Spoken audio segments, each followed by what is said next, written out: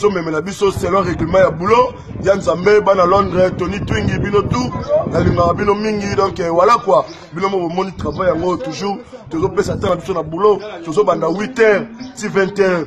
Donc des blagues quoi. Et le mona chief na biso chef d'orchestre, bien ngai hein, de patra, signora de patra, nebo vazo même la makambo Tony Twingi, boko sepela.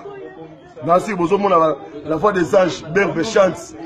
Parolier ça banzembo bien kilelo hein kilelo et puis banzembo tout c'est bon il boit bien Nzambe yango bobo japonais yo porte-parole du chef abeta bango na combat cash bakokate et puis ba danse ça wa mpunga so ezali donc rien à dire quoi maman Charlotte Pigeon to ya kaka to monana voilà donc merci ciao bala Londres Tony Twingi.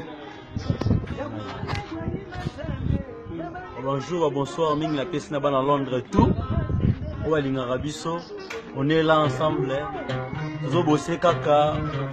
Un jour, boyo kama mboyo. Ainsi, mamboyo m'a jeté. Et puis si la salutation n'a pas président n'a Ibrahim elle est grand Zambé. Ma bien n'a aucune annonce. Maman Charlotte Pigeon. La bonne sanité. Maman Chara leader très à l'aise. Pas leader ça m'a bien.